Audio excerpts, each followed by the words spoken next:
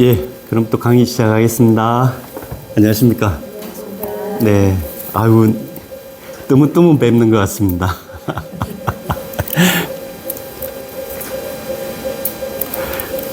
오늘은 교재 38쪽에 있는 의상스님의 법성계 가운데서 한 구절만 요 발췌를 해서 읽어보도록 하겠습니다.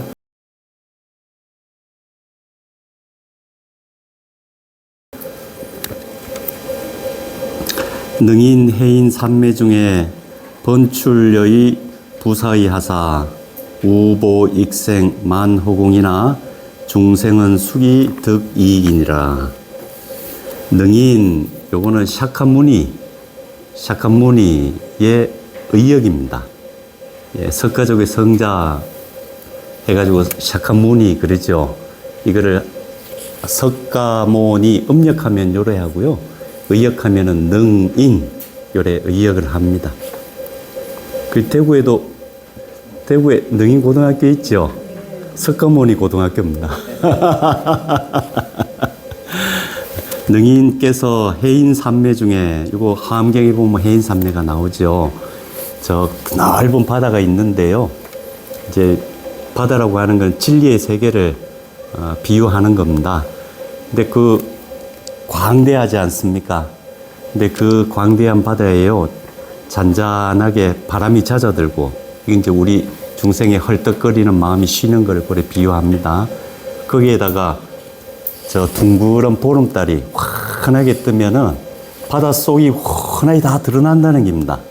그 바다 안에 있는 온갖 보배들, 바닷속에 보물될 만한 것들 많잖아요. 진주도 있고 산호도 있고 그런 게 몽땅 다 드러난다는 것을 이제 요래 비유해가지고 부처님의 삼매를 해인 삼매 요래 표현을 합니다. 삼매라고 하는 게 불교에서 자주 사용하는데요. 지혜가 발현된 상태를 삼마디 삼매라 그럽니다. 우리 중생의 무명이 막 활동하고 있는 상태가 아니고요. 부처님 마음과 같이 된 상태, 그게 삼매죠. 그 삼매에 들어가려고 그러면 필수적인 게, 물론 여러 가지가 필요하지만 필수적인 게 두 가지입니다. 요 비유에서 비유의 바탕을 두고 얘기하자 그러면 바닷속이라는 게 진리의 세계 아니겠습니까? 진리의 세계가 있는데도 우리 중생들은 그걸 알지 못하잖아요. 근데 그걸 알기 위해서는 여러 가지가 필요하지만 필수적으로 첫 번째, 바람이 쉬어야 됩니다. 이게 지죠. 그칠 지자 사마타 그럽니다. 예. 막 번잡스러운 생각, 또 번잡스러운 감정, 이런 게 멈춰야 됩니다. 그 다음에 멈춘 것만 가지고 그 진실의 세계가 온전히 다 드러나는가? 그렇지 않다는 겁니다. 반드시 지혜가 필요합니다. 그 지혜를 비유한 게 이제 달입니다.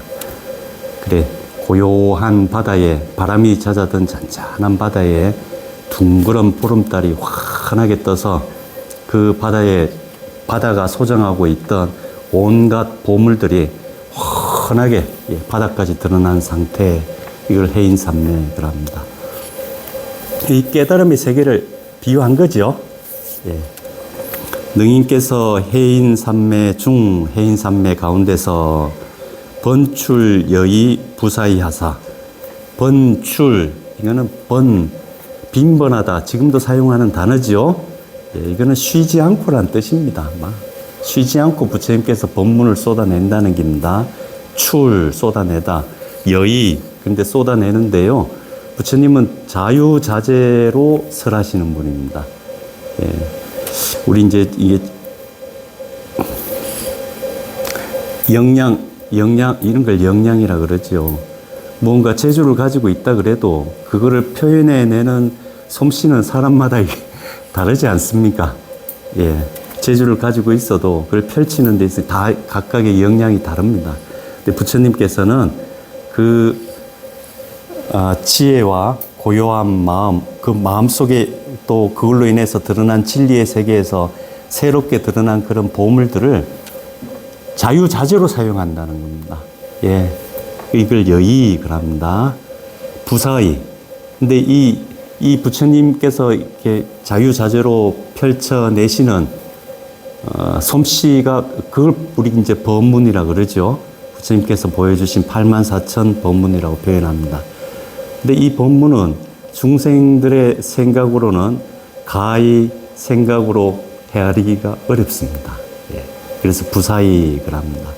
우리 중생들이 가지고 있는 깜량, 이런 걸 량이라 그럽니다. 량, 헤아릴 양자 써가지고요.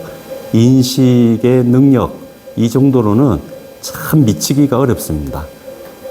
그래, 자기 깜냥껏, 부처님이 이런 말씀 하셨구나, 이런 말씀 하셨구나, 뭐 해석들을 하고, 인지하고 해석들은 하지만, 사실 부처님이 온전히 체험한 세계에 다다르기는 매우 어렵습니다. 이걸 불가사의를 합니다. 우리 생각으로 막 암망국리에 봐도 가히 그 진실한 세계에 온전히 개합하기는 어렵다. 그래서 불사의, 불가자 넣어도 되죠. 불가사의 이렇게 표현합니다. 그 불가사의한 법문을 번출, 아주 시도 때도 없이 자주자주 이렇게 드러내신다는 겁니다. 쏟아낸다는 겁니다. 그걸 비유하자면 무엇과 같은가? 우보 익생 만호공이나, 여기서 익생은 보물의 수식어입니다. 보물이라는 게 사람들한테 도움이 되니까 보물이라고 부르죠. 도움이 안 되면 그 보물이라 그럽니까? 내한테는 도움이 되면 그게 보물인데, 내 옆에 있는 사람은 그거를 도움이 안 된다고 여기면 내 옆에 있는 사람은 그걸 뭐라고 부릅니까? 고물이라 그럽니다. 그런 경우 많지요. 나는 까짓것 보물처럼 여기는데 이거는 나한테 도움이 되기 때문에 그렇습니다. 이걸 익생을 한다고요.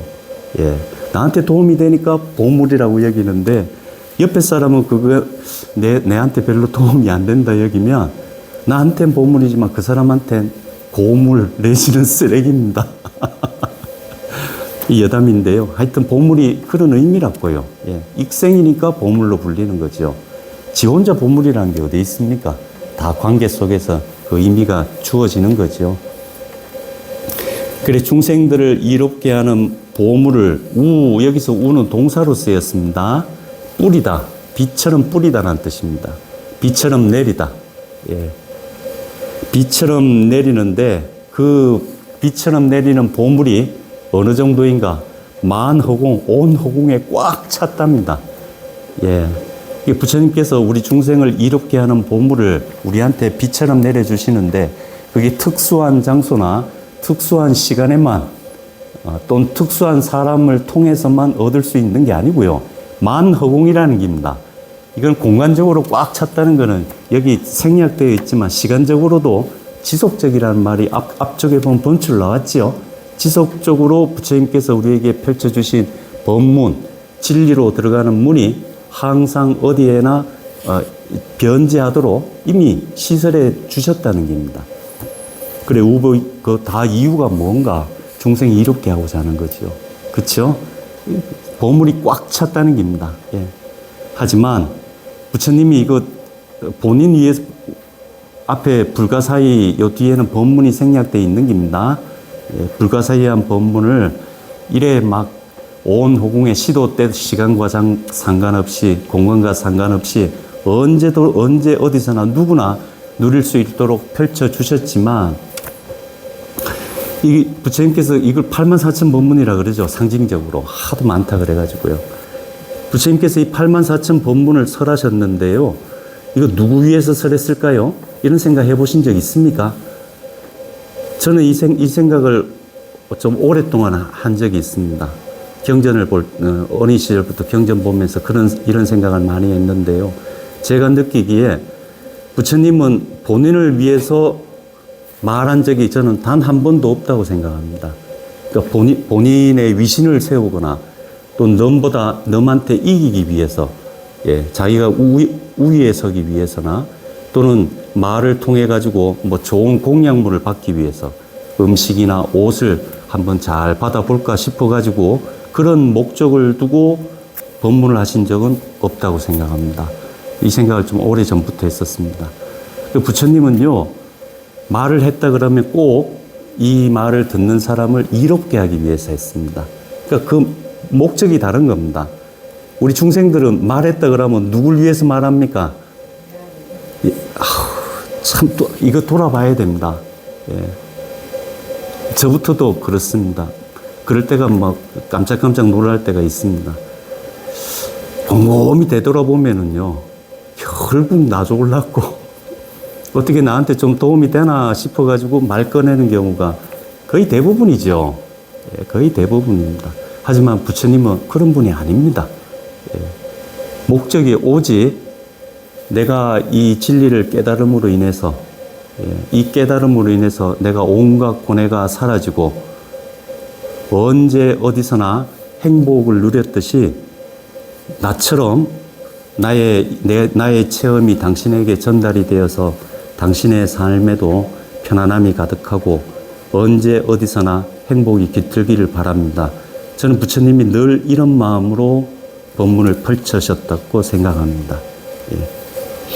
그래, 부처님 법문이 다 중생 이롭게 하려고 한 거지요. 그래, 이런 마음을 가지고 절절하지 않습니까? 저는 절절하다고 생각합니다. 참 간절한 바람을 가지고 부처님이 주머니에 있는 거 몽땅 털어서 준 격입니다. 지나가는 사람한테, 만나는 사람마다 안 아끼고요. 뭐 계산도 안 하고 있으면 있는 대로 집어서 준 격입니다. 큰 부자가요. 하지만 그렇게 지어준다고 해서 다들 고마워하는가? 그렇지 않습니다. 예. 또 지어준다고 해서 그걸 고마워하지 않을 뿐더러 또 받지 않으려고 하는 사람들도 수두룩합니다. 예. 저거 뭐 어디다 쓴다고. 예. 또는 어떤 사람들은 비웃는 사람들도 꽤나 많습니다. 예.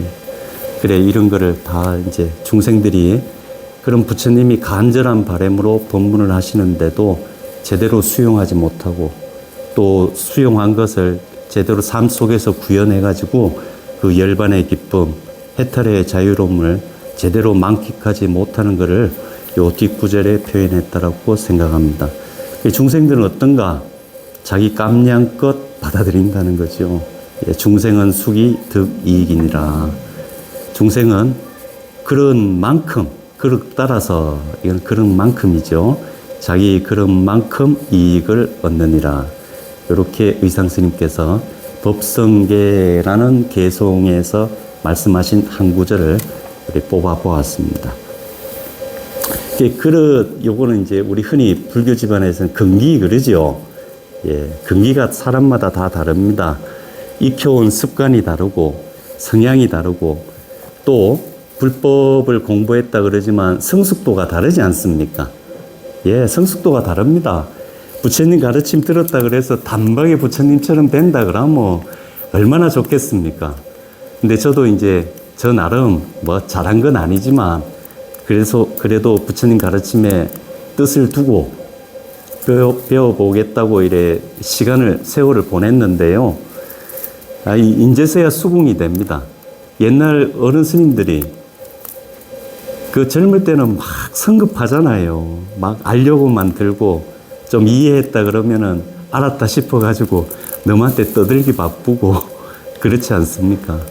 근데 그럴 때 이제 어른 스님이나 또 저에게 선생님이 되어주셨던 분들이 흔하게 했던 비유 중에 하나가 야 이놈아 장이 매주 그거 양 맞추고 물 양 맞추고 소금 간 딱 제대로 다 맞췄다고 해서 그게 금방 먹을 수 있는 게 아니다. 묵어야 된다 이놈아. 너무 그래 급하게 서두르지 마라. 이런 얘기를 자주 들었습니다. 근데 젊을 때 그런 말이 들어오나요? 안 들어오죠. 예, 근데 저도 이제 불교 공부를 하면서 좀 세월이 지나 보니까 딱 맞습니다. 예, 딱 맞습니다. 장 담고 나서 새롭게 첨가되는 거 있습니까? 봄날 그 장 담을 때 매주하고 물 맞추고 간 맞추고 뚜껑 딱 덮죠. 새롭게 보태거나 손볼 거 없습니다. 하지만 반드시 제대로 맛을 내려면은 맛을 내야지 먹을 것 아닙니까? 먹어야지 이로울 거 아닙니까? 그러려면 이 플러스 시간이 반드시 필요한 거구나 이런 생각이 듭니다. 그래, 똑같은, 담아놓은 거는 똑같은데, 시간 지나면 지나는 대로 맛이 달라지잖아요. 저는 불교 공부도 비슷하다고 생각합니다. 예, 머리에 들어와가지고, 제대로 이해했다고 다 될 것 같으면. 그 뭐 부처님 아닌 사람은 누가 있겠습니까? 예, 너한테 설명해보라 그랬을 때 제대로 설명하고 뭐 그걸로 끝이라면 아니 부처님 아닐 수 있는 다 부처님이죠 뭐. 근데 그게 아니죠. 예, 이게 무거져야 되는 거구나. 세월 가야 되는 거구나. 새삼스럽게 느낍니다. 이게 중생수기 득이익에 이런 의미도 담겨 있다. 또 그래 생각을 합니다. 그릇도 바뀌잖아요. 그렇죠? 예. 시간 따라서 사람 그릇이 바뀝니다. 그리고 의상스님의 법성계에서 발췌를 한 건데요. 의상스님에 대한 기록이 여러 곳에 나옵니다. 대표적으로는 이제 삼국유사에 나와 있는 의상스님 기록이 또 제일 그 1차적인 자료가 되는 기록이라고 볼 수 있습니다. 또 양이 좀 많습니다. 그래서 좀 양줄해 보려고 동사열전이라는 책에 나와 있는 의상스님 기록을 제가 여기다가 옮겨 보았습니다. 근데 요 기록은 삼국유사에 근거해가지고 축약해 놓은 겁니다. 예, 많이, 삼국유사의 의상전법조에 나오는 그 기록보다 많이 적습니다. 예, 생략된 게 있습니다. 상세한, 의상스님에 대해서 조금 더 상세한 내용을 읽고 싶으시면은 그 삼국유사 의상전법전의 조에 보면 그 기록들이 잘 나와 있습니다.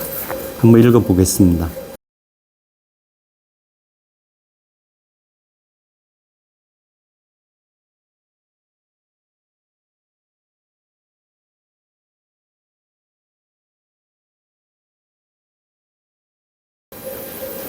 동사열전, 의상조사전, 사의 성은 김씨요. 스님의 속성은 김씨이고 아버지는 한신이라. 아버지의 성함은 함자는 한신이시다. 스님은 연 29에 나이 29에 늦게 출가하셨죠. 의 황복사하야 낙발하고 저 황복사에 의지하여 즉 황복사로 들어가 낙발하고 머리를 깎고 머리 깎았다는 게 출가했다는 의미입니다. 미기에 얼마 지나지 않아 서도 관화하야 요 서쪽은 중국을 의미합니다. 당시 문물의 선진국은 중국이었습니다. 중국의 성대한 교화, 문화, 중국에 널리 성행하고 있던 그 문화를 한번 구경해야 봐야 되겠다고 도모하여 이런 의미입니다. 서쪽으로 중국의 풍성한 문화를 한번 살펴봐야 되겠다 하고 마음먹고 수여 원효로 원효 스님 유명하죠. 예, 원효 스님하고 의상 스님하고 요 친구입니다. 같은 시대를 살았습니다. 그리고 사람들이 그렇습니다. 끼리끼리 어울립니다. 예, 참 희한하죠. 끼리끼리 어울립니다. 보면. 그래, 그 사람 누군지 알라 그러면 그 사람이 누구랑 어울리는가 보면 안다 이런 얘기 있죠. 저도 그래 생각합니다. 누구랑 마음이 잘 통하는가, 그 사람이 누구랑 있는 걸 편안해 하는가, 어떤 사람을 좋아하는가, 그거 잘 관찰하면 그 사람 성대를 알 수 있죠. 그 의상 스님하고 원효 스님하고 아주 도반이십니다. 절친한 도반이셨습니다. 그 수여 원효로 드디어 원효 스님과 함께 도출 요동한데 이제 중국으로 넘어가려고 나섰는데 길을 육로를 선택한 겁니다. 길을 나섰는데 도출 요동으로 길을 나섰는데 수패 누순하다. 수는 이거 죄수 잡히다. 감옥에 갇히다. 이런 의미죠. 예. 죄수가 되어 여기 이제 다른 문헌에 보면 여기에 대한 좀 상세한 내용이 이제 나오는 문헌들이 있습니다. 간자라고 하는 게 간첩이지요. 예. 간첩으로 체포됐답니다. 스님들의 특징이 국경이 없습니다. 옷 똑같지요. 머리 깎고 이거 외형 똑같지요. 그렇죠? 그리고 스님들 같은 경우는 사실 그 부처님의 제자이기 때문에 왕보다도 부처님을 더 섬기기 때문에 사실 그런 그 어느 나라의 스님, 이 국가의 국민으로서의 관념은 의식은 좀 덜하잖아요. 그래서 뭐 당시에 미루어 짐작컨대 스님의 행색을 하고 간첩 활동을 하는 사람들이 많았었겠죠. 예, 그러니까 간첩으로 오인돼 가지고 붙잡혔지 않았겠습니까? 그래, 수패 누순하다. 예, 수는 열흘 수은 그러죠. 누 스님이는 몇 시비를 죄수가 되어서 잡혔다는 겁니다. 근데 어째 해서 탈출해 가지고 다시 신라로 돌아온 얘기가 다른 문헌에는 나옵니다. 원효 스님 쪽에도 나오고, 원효 스님에 대한 기록에도 겹치죠. 같이 원효 스님도 같이 갔기 때문에 원효 스님 전에도 보면 여기 나옵니다. 그리고 나서 이제 재차 또 입당을 시도한 겁니다. 당고종 영휘 초에, 영휘는 당나라 고종의 연호입니다. 근데 이 당나라 고종이 연호를 굉장히 많이 썼습니다. 7개인가 8개인가 많이 썼더라고요. 예. 보통 왕들은 웬만하면 큰일 없으면 연호를 자기 재위 기간 동안 쭉 쓰는 경우가 더 많거든요. 근데 당나라 고종은 연호를 많이 바꾸었더라고요. 당나라 고종 영휘 초기에 당 사선이 서환한데 당나라 사신의 배가, 당나라 사신이 왔다 갔다 하는 배지요. 그래, 이거 옛날 문헌에 보면 그 당항포라고 나오죠. 예, 뭐 정확히 그 지명이 지금은 어디에 해당되는지는 잘 모르겠지만 그 당나라로 가는 배들이 드나드는 곳이라 그래서 당항포 그랬다고 합니다. 이 당나라 사신이 요건 이제 서해안 쪽에 있던 겁니다. 당나라 사신이 서쪽으로 돌아가는 배에 거기 우제 입당하니라. 얻어 타고, 여기 빌뷰트를 우자지요. 그 배를 얻어 타고 그 배에 실려서 입당, 저 당나라로 들어갔느니라. 여기에서도 이제 요 의상대사 쪽에서는 기록이 안 되어 있는데요. 송고승전에도 나오고 또 삼국유사 원효 스님에 대한 기록에서도 나옵니다. 그 원효 스님이 해골물 마신 이야기 나오죠. 그게 바로 이 두 번째 의상 스님하고 원효 스님하고 야 이거 육로로 고구려 거쳐갖고 가다가 붙잡혀서 죽을 뻔했잖아요. 그런데 이제 포기 안 하고 이번에는 야 서쪽으로 백제 땅으로 해가지고 저 당나라 사신들 그 배 타고 가는 그 길로 해서 따라가자 해서 나선 겁니다. 나섰는데 그 가다가 원효 스님하고 둘이 가다가 한밤중에 그 산속에서 몰래, 그때는 백제 지역을 통과해야 되지 않습니까? 몰래 가다가 그 한밤중에 그 움막에 숨어서 잠자다가 새벽녘에 그 해골물 마시고 깨어나서 원효 스님은 크게 깨닫고 돌아왔다는 얘기 아시죠? 심생적 종종 법생하고 심멸적 종종 법멸이라. 불법이 어찌 당나라에만 있겠느냐 하고 돌아왔다는 얘기 있잖아요. 이제 그 얘기가 이제 여기서는 빠져 있는 겁니다. 그래, 의상스님은 입당했습니다. 당나라로 건너갔습니다. 초에 위 양주하니, 요게 위자가 삼국유사에는 지자로 되어 있습니다. 예. 위가 문맥을 조금 문맥을 우리가 좀 살리기 위해서 번역하자 그러면 가다 이래 해도 되겠죠. 근데 저는 삼국유사의 요 지자가 훨씬 낫다라는 생각합니다. 예. 그 당나라에 들어갔고 처음에 어디에 머물렀는가? 양주에 머물렀다는 겁니다. 초지 양주하니, 그 양주 지역의 장군인 유지인이라는 사람이 청유 안해하고 아는 관하지요. 예, 관하에 보면은 관하에 반드시 그 빈청이 있죠.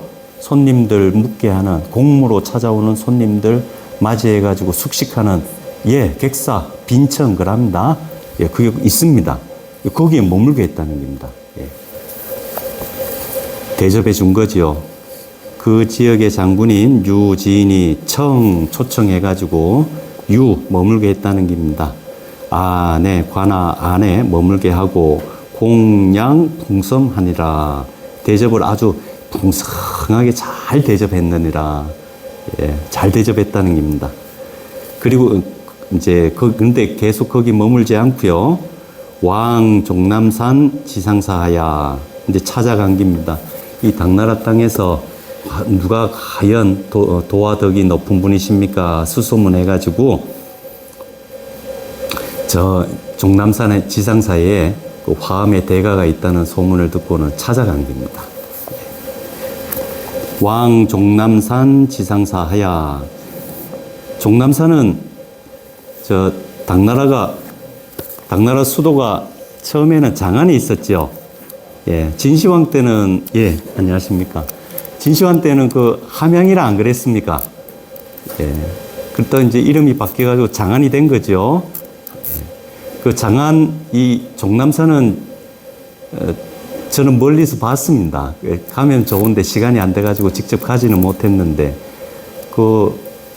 지금은 서안이죠. 시안. 서안에서 진시황릉 가다 보면은 종남산이 보입니다. 예. 진시황릉 가기 전에 남쪽으로 종남산이 보입니다. 요건 이제 장안입니다. 배 타고 저 산동반도 거쳐가지고, 그러니까 요 구절로 보면은 책 속에 있는 단어로 보면은 몇 자 건너뛰었는데, 요 서해안에서 산동반도에서 저 종남산까지 가는데 시간이 얼마나 걸렸겠습니까? 옛날 사람들 이렇게 공부하기 위해서 애쓴 거 보면은 글에 보면은 몇 마디 안 되는데요. 가만히 되짚어 보면은 그 갓난 신고가 이루 말할 수 없는 겁니다. 예. 그 선생님, 유명하다는 선생님 한번 뵙기 위해서 도대체 몇 날 며칠 갔겠습니까? 그것도 우리나라도 아니고 타국 땅에서요. 아는 사람 한 사람도 없는데 그래 찾아갔답니다. 왕 종남산 지상사하야 알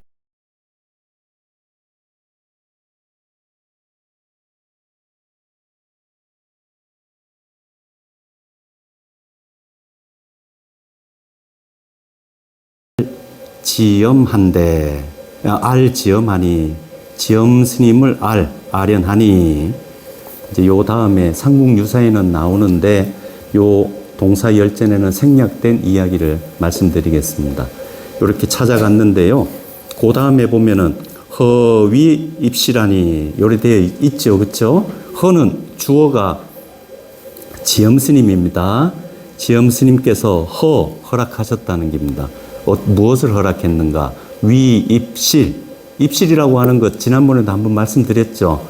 제자도 그냥 제자가 그냥 법당 안에서 만나는 제자가 있고 방 안에서 만나는 제자가 따로 있다 그랬죠. 예, 방 안에서 만난 제자는 직접 법을 전수한 제자로 인정할 경우에만 그 방장 조실에 들어오도록 허락을 하죠.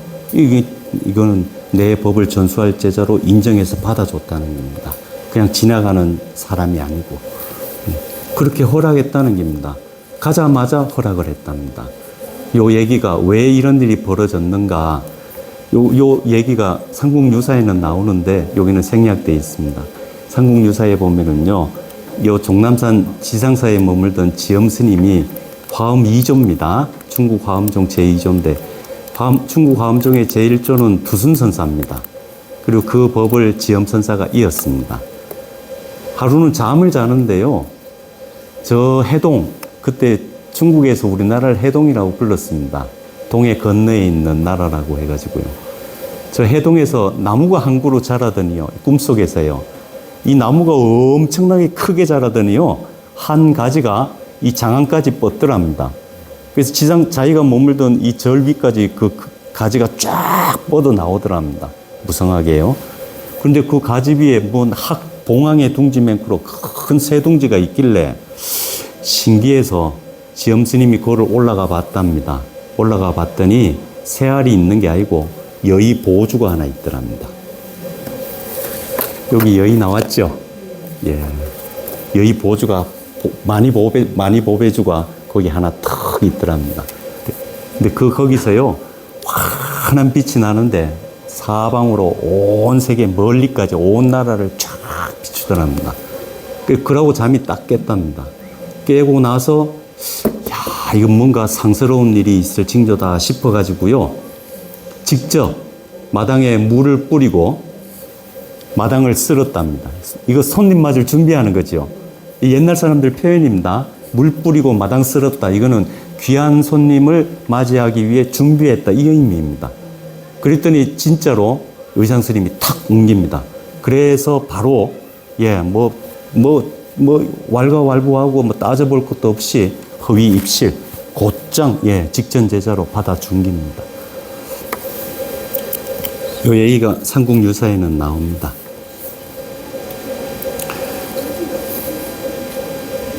허위 입실하니 이렇게 허락을 했더니 그 다음에 주어는 이제 의상 스님으로 또 바뀝니다. 자파 묘지를 의상 스님이 자파의 오묘한 종지를 뜻을 요 자파는 곧 화엄경을 자파 그럽니다. 화엄경을 자파경 그럽니다. 예, 요게요. 그러면은 지금 우리 그러면 썩길 또 왜 사람 잡자를 좀 의미가 여러 가지가 있는데 조잡하다, 잡스럽다, 이건 볼품없다 이럴 때도 또 쓰지요. 예, 근데 여기서 자파는 그렇게 짜지부리한 꽃 이런 의미가 아니고 온갖 꽃이라는 뜻입니다. 온갖. 예. 화엄경을 범어로 할 때에 화엄경에 해당하는 범어 이름이 두 가지가 있습니다. 예, 대방광불 화엄경 할 때는 원어가 다르고요. 간다뷰하 수트라 이렇게 할 때가 있습니다. 그럼 간다뷰하가 한문으로 번역하면은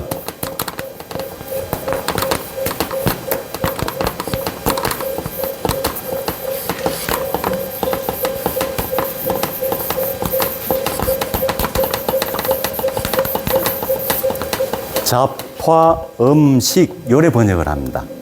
여기서 잡은 잡스럽다는 게 아니고요. 온갖 꽃 하나만 꽃다발 만들 때 꽃 한 종류만 안 쓰죠. 예, 비싼 꽃다발일수록 여러 가지 꽃 요래 다 모아가지고 꽃다발 만들지 않습니까? 여기 중이란 뜻입니다.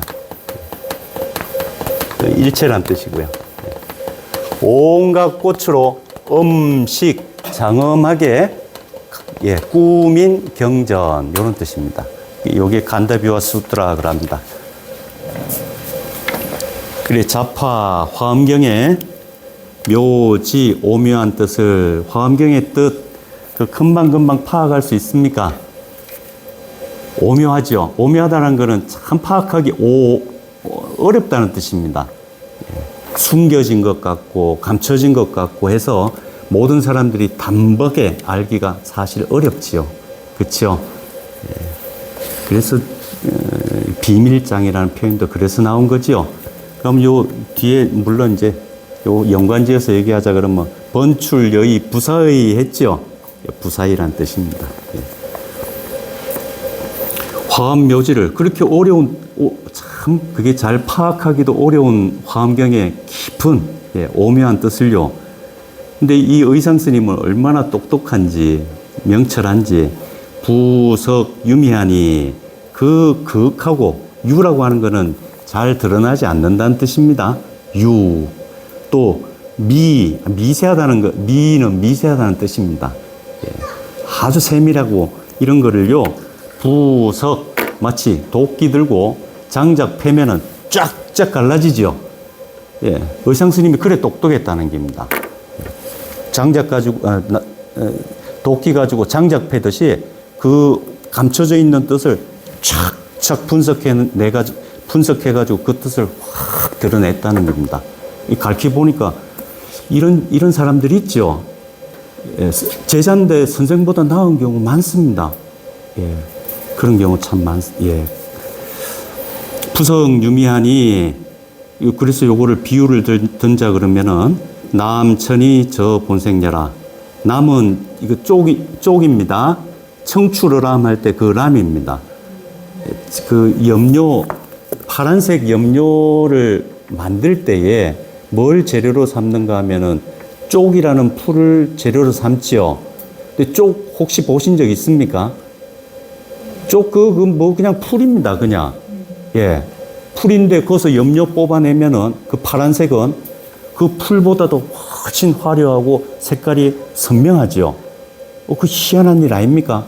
이게 제자가 스승보다 낫다 할 때 이런 표현이 있습니다.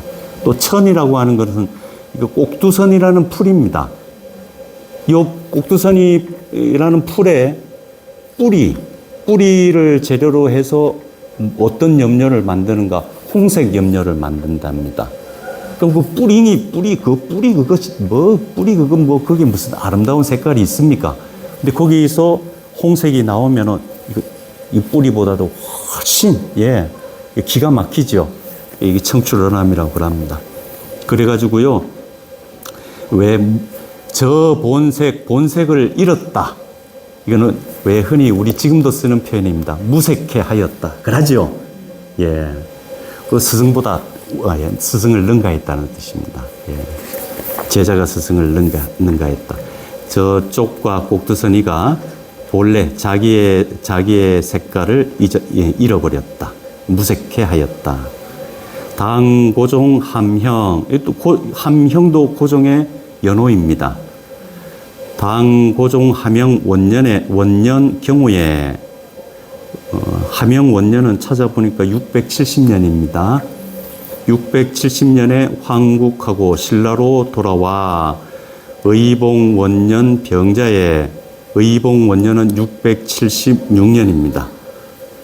귀 태백산하고 저 태백산에 돌아가 봉교지하야 임금의 뜻을 받들어 창 부석사하니라. 예, 부석사를 창건하였다. 저 부석사가 그냥 개인이 지은 게 아니고 왕명으로 지은 절이죠. 그럼 왕명으로 지었다는 것은 왕이 부석사 지어라 해서 그냥 예 알겠습니다 하고 알아서 지었다 이 말이 아닙니다. 왕이 후원해 줬다는 얘기죠. 그죠? 예, 부석사가 그러니까 왕실의 후원으로 지어진 사찰이란 뜻입니다. 그래서 부석사가 참 좋지요. 그 기단 닦아놓은 거 보십시오. 그 터 닦아놓은 거 보십시오. 얼마나 멋집니까? 그 후에 이제 요건 그 뒤에 있었던 일입니다. 종남산 지상사에서 지엄스님 휘하에서 같이 공부했던 문인, 요런 뜻입니다. 예, 지엄문화인, 종남산 지상사 지엄문화인, 요게 이제 줄여놓은 거죠. 지엄문인 현수 법장 스님입니다. 중국 불교사에서 아주 유명한 스님입니다. 중국 화엄종을 크게 흥성시킨 사람입니다. 그러니까 그 스승이 지엄 스님이고 또 그 스승이 두순선사지만 이 화엄종이 중국 땅에서 크게 융창시킨 사람은 실질적으로 현수 법장 스님입니다. 아주 대단하신 분입니다. 현수가 찬수연소하야 송하고, 수연이라는 거 하는 거는 수현기라는 책입니다. 예, 수현기.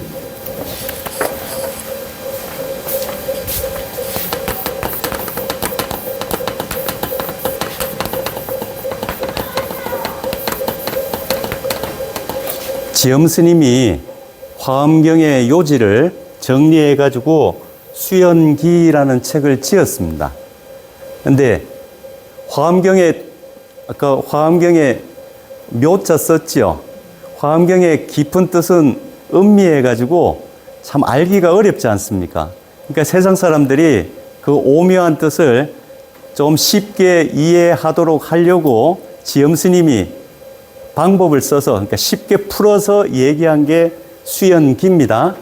화엄경 뜻이 원체 오묘하니까 사람들이 잘 모른다고요. 그래서 쉽게 이해시키려고 좀 쉽게 말한 겁니다. 사람들 좀 잘 이해하라고요. 그런데 사람들이 읽어보니까요, 이것도 어려워요. 이것도 어려워요. 그래서 이 지엄 스님의 제자인 현수 법장 스님이 이 수연기를 재차 해석한 글을 짓습니다. 이런 걸 주소옥을 하죠. 소락을 합니다. 그 책 이름이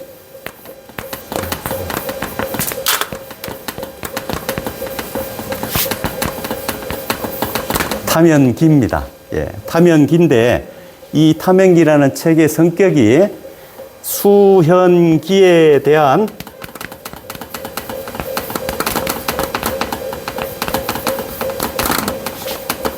주소잖아요. 그렇죠? 예, 책 이름이 탐연기인데 이 책이 곧 자기 스승이 지은 수현기의 주소랐고요. 그래서 요 글에서는 그래 생략하고 수현소 그래 표현한 겁니다.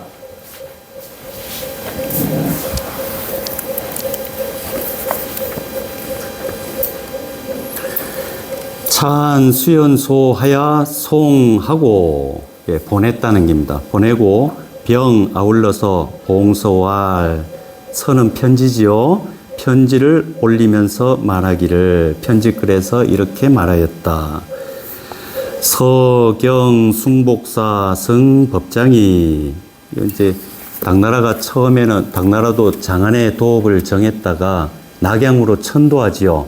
그래서 장안을 서경이라고 불렀죠. 예. 장안의 숭복사에 머무는 승려 법장이 치서 어해동 요 오자가 났습니다. 속이 아니고 동이어야 됩니다.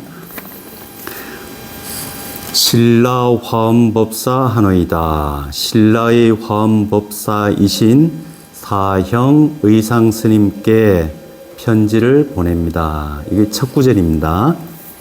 시자가 자기를 시자로 칭했습니다.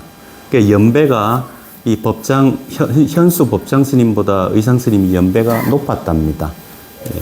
그리고 자기를 이렇게 시자라고 칭할 정도면은 굉장히 겸손하게 편지글을 보낸 거지요. 그러니까 이 그 중국에서 이 먼 곳 신라까지 편지를 보낸 것도 참 특별한 일인데, 그리고 당대에 이 현수 법장 스님이 그 측천무후가 여기 실권을 잡고 있을 때입니다. 측천무후가 실찰안타라는 스님을 궁중에 모시고 황실의 후원으로 80권 화엄경을 번역을 했습니다. 그때에 이 중국어로 번역할 때에 가장 큰 역할을 한 사람이 바로 이 현수 법장 스님입니다. 그러니 황실의 인지도나 황실에서의 대우나 이런 게 위상이 굉장히 높았겠죠. 그럼에도 불구하고 본인을 이래 시자라고 칭했을 때는 이 의상 스님에 대한 개인적인 존경심도 담겨 있는 거라고 생각을 합니다. 시자가 일종 분별로 한 차례 분별, 이건 이별입니다. 이별하고부터 30여 년이나 여기 30여 년 지나갔다라는 단어가 생략되어 있습니다. 근데 요 동사 열전에는 30여 년으로 되어 있는데 삼국 유사에는 이게 20여 년으로 되어 있습니다. 그리고 다른 문헌에도 20여 년으로 되어 있는 문헌이 많은 것으로 보아 요 3자는 2자의 5자로 예상됩니다. 예.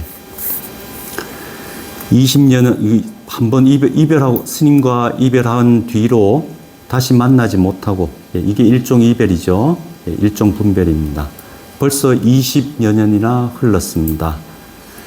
경망지성은 경망지성이야 스님께 늘 마음이 쏠리다. 이게 경이죠. 늘 스님을 바라보고 스님께 쏠리는 그 정성스러운 마음이야 길이 심술일까. 세월이 이렇게 많이 흘렀지만 20년이나 이렇게 흘렀지만 이렇게 스님을 그리워하는 이 마음이야 어찌 심수 여기는 심두 똑같습니다. 예. 내 마음의 첫머리 그러니까 내 마음에서 어찌 떠난 적이 있겠습니까?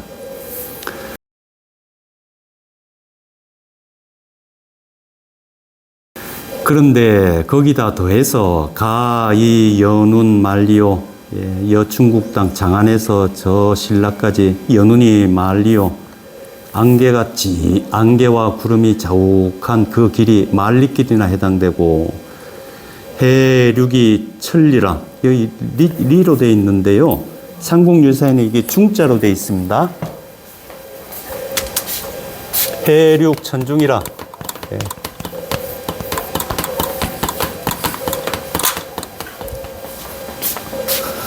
저 바다와 육지가 우리 첩첩 그러지요. 중자가 겹치다, 첩첩 이 의미입니다. 한두 번 겹친 게 아니고요. 천겹이나 쌓였다는 겁니다. 예, 바다도 육지도, 그쵸? 바다도 좀에만 가면 되는 게 아니고, 가고 또 가야 되는 바다이고, 육지로 길로 가려 그러면 산 넘어야 되지 않습니까? 그 육로도 고갯마루 첩첩이 고갯마루길 예, 천중이라 천겹이나 됩니다. 바닷길도 육로도 천겹이나 됩니다. 한차 일신이 그래서 한스럽게도 이 일신이 제 한 몸이 불부제면이나 두 번 다시 뵙지 못하게 되었지만 포의 연년이야 불부 제외하니 예, 그래서 한스럽게도 이 제 몸이 다시는 스님을 뵙지 못하게 되었으니 포의 연년을 부하 가언이리요. 제가 포해 가슴속에 품은 연년 이건 그리움입니다. 사무치는 그리움입니다. 우리 연애한다 그러잖아요. 연애할 때 잠깐 생각하고 맙니까? 연이라고 하는 게 이 마음에서 떠나지 않고 계속 그리워하는 것 그걸 연이라 그럽니다. 그 연자를 두 번이나 썼습니다. 사무치는 그리움이죠. 그렇죠? 예. 그 가슴 속에 품은 그 사무치는 그리움을 부하 가언이요. 제가 어찌 이거 말로 다 할 수 있겠습니까? 이거 참 남자들끼리 쓴 글인데요. 남녀지간의 연애 편지보다도 더 절절하죠. 참 말 잘하는 사람들은 다릅니다. 말 한마디를 해도 이래 하면은 읽는 사람이 얼마나 기분이 좋을까요? 야, 이게 능력입니다. 이게 재주입니다. 하고 요 뒷얘기들이 있는데 편집글이 여기서 끝나는 게 아닙니다. 뒤에 쭉 이어지는 내용이 있는데 요 동사열전에서는 생략했습니다. 예. 그리고 제가 생략한 이유는요. 요 법성계 같은 경우에는 우리 한국 불교에서도 아주 중요한 불교 자료 중에 하나입니다. 그래서 이거는 한 구절 읽고 말 게 아니라 나중에 시간을 잡아가지고 내년쯤에 화엄 전공한 스님을 모셔가지고 법성계 전체를 강의하는 시간을 꼭 마련해야 되겠다 이런 생각을 가지고 있습니다. 그래서 제가 미리 다 하면 안 되잖아요. 예, 그래서 저는 간략하게만 하고 넘어가려고 일부러 요 짧은 거를 선택을 했습니다. 그리고 요 뒤에 생략되어 있습니다. 그리고 요 뒤에 생략된 얘기를 간략히 얘기하자 그러면 왜 해야 되나 뭐 우리 김천과 관련이 있기 때문입니다. 그럼 요 편지를 보냈다 그랬잖아요. 이 편지를 누가 들고 왔는가? 승전 스님이란 분이 들고 왔습니다. 그 승전 스님이 의상 스님한테 요 법장 스님이 보낸 편지도 전하고 또 법장 스님이 본인이 쓴 책이 있습니다. 아까 요 나왔죠? 타명기라는 책 썼다 그랬잖아요. 이 책하고 또 요거 말고도 쓴 주소가 있습니다. 그거하고 쭉 다 해가지고 뺏겨 써가지고 신라로 돌아오는데 또 주변에서 이제 금부치까지 의상 스님한테 희사한다고 금까지 이래 보내는 게 나와 있습니다. 그 삼국유사에 나옵니다. 그걸 들고 와서 의상 스님한테 전달하고 승전 스님이 머물면서 크게 법석을 열었다고요. 그렇게 해서 만들어진 절이 우리 요 가랑사입니다. 예, 그 절이 가랑사입니다. 요 얘기도 삼국유사에 나옵니다. 예. 삼국유사에 기록되어 있습니다. 그 가랑사가 그렇게 중요한 절이라고요. 삼국유사 때에 기록된 절이니 이거 보통 절이 아니지요. 그리고 거기에 있던 탑에도 명문이 남아 있는데 그 명문이 통일 신라 시기에 해당 이 탑을 지었다는 그 기록이 언제 만들었다고 이렇게 기록되어 있는 자료들이 잘 없습니다. 우리나라 역사 유물이 많아도요. 근데 그 탑은 만든 시기까지 정확하게 추정할 수 있고 누가 보시했는지 이름까지 나와 있습니다. 그래서 국보로 지정이 됐는데요. 그 탑이 가랑사에 있으면 좋은데 사정이 있습니다. 그 일제시대 때 누가 그 일본 사람이 일본으로 반출하려다가 도굴 해가지고요. 일본 세관에 걸렸답니다. 예. 그래 일본 세관에 보관하던 거를 일본 총독부가 경복궁짜리에 있었잖아요. 그 당시에는 정부가 식민지 시대니까 정부 재산이니까 청사에 갖다 놓은 겁니다. 근데 그게 이제 해방되고 우리 거기 박물관으로 썼잖아요. 그냥 뒀다가 이제 박물관이 이전하니까 용산으로 이전한 겁니다. 그래 지금 우리 플랜카드 많이 붙고 했었죠. 예, 원래 김천 가랑사지에 있던 탑이니까 국보로 지정돼 있거든요. 원래 자리로 좀 돌아왔으면 좋겠다 하는 바람을 김천 시민들이 담아가지고 근래 많이 이제 알리고 하고 있죠. 예, 의상 스님하고도 이렇게 관련이 있습니다. 그래 이제 스승인 지엄선사의 전적을 연구한 요 탐연기를 비롯해서 현수 법장 스님이 지은 책들을 비롯해 가지고요 여러 가지 화엄의 교학을 이십찰 정교하니라. 요 주원은 이제 의상 스님입니다. 의상 스님이 성경 스님이 가져온 중국의 화엄종에 해당하는 여러 가지 전적들을 이십찰 당시에 10곳의 화엄 사찰이 있었습니다. 화엄경을 숭상하고 연구하고 화엄경의 교리에 따라서 수행하는 큰 사찰들이 10곳이 있었습니다. 이걸 화엄 십찰을 합니다. 그 십찰에다가 전교, 이 화엄의 가르침을 전하였다. 요 십찰은 찾아보시면 됩니다. 인터넷 치면 다 나옵니다. 뭐 범어사도 해당되고 화엄사, 원주의 비마라사, 또 뭐 부석사 뭐 여러 곳 있습니다. 또 의상 스님께서는 우저 법계도, 지금 우리 법계도 있죠. 예. 개송을 지었는데요. 도장 모양으로 그림 문양, 도장 모양 이게 문양이죠. 그래서 도자를 쓰는 겁니다. 예. 그림처럼 문양 그냥 글을 개송을 그냥 쭉 안 쓰고 이렇게 그림처럼 예, 도상으로 썼다 그래가지고 이거를 법계도라는 겁니다. 기신론에도 나오죠. 일법계 대총상 그러죠. 예. 그러니까 법계라고 하는 건 진리의 세계입니다. 진리의 세계를 글로 그냥 표현하면은 계죠. 법성계 요리된다고요. 예. 법계의 성품을 밝힌 글, 요게 법성계입니다. 근데 요 글로 쓰면은 그 개성 쭉 그냥 쓰면 되는데 이거를 도상, 예, 그림처럼 모양새를 만들어서 썼다 그래가지고 법계도랍니다. 우저 법계도급 약소하니라. 약소하니. 그래 이 법계도도 스님께서 의상 스님께서 요 모양으로 작성을 하고 거기에 대해서 간략히 해설도 하셨다는 겁니다. 근데 이 간략한 해석은 지금 전해지고 있지 않습니다. 예, 법계도만 전해지고요. 하니 요게 언젠가 의상 스님께서 이 법계도를 지은 시기가 언제인가? 총장 원년 무진. 요 총장도 당나라 고종의 연호입니다. 총장 원년은요 668년입니다. 예. 요 668년이면 중국에 있을 때죠. 예. 지엄스님 문화에 있을 때입니다. 지엄스님 문화에 있을 때의 요 법계도와 간략한 소를 지었다는 겁니다. 예. 그리고 나서 그 다음 구절이요. 음연귀적이니라 이렇게 해놨죠. 그래 여기 음연귀적이라 했는데요. 이게 저기 삼국유사라든지 또 다른 전적에 있는 의상스님의 기록을 보지 않고 요 동사열전에 있는 의상스님 기록만 만일 본다 그러면은 엄연귀적이라 요 주어를 의상스님으로 보고 엄연히 살아있는 모습인 것처럼 이런 걸 엄연 그러죠.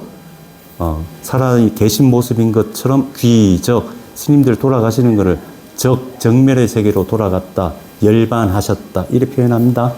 돌아가셨다는 뜻입니다. 그래 요 그냥 잘못 보면은 그래 될 수 있습니다. 근데요 삼국유사를 보면 이게 그렇지가 않습니다. 요 주어가 의상스님이 아니고요. 돌아가신 분이 의상스님이 아니고 음자가 지엄스님의 줄임말입니다. 예. 그러니까 총장 원년에 의상스님이 법계도를 쓰고 지엄스님 연 그랬는데 요 해동고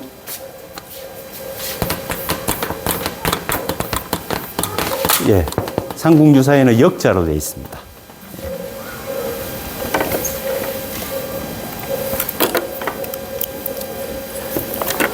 삼국유사에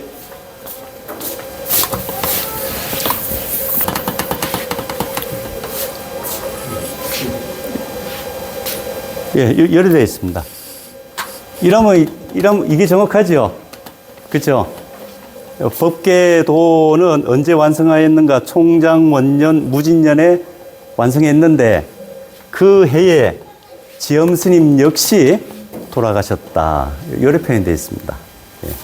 그러니까 지엄스님 말년에 의상스님이 이걸 지어가지고 우리 선종에서 보면 인가 받는다 그러잖아요. 예, 그랬다는 겁니다. 그리고 후대에 고려 숙종이 의상스님에게 이건 이제 하사한 거죠. 예, 이거 하사한 겁니다. 원교 국사라는 호를 하사하셨다.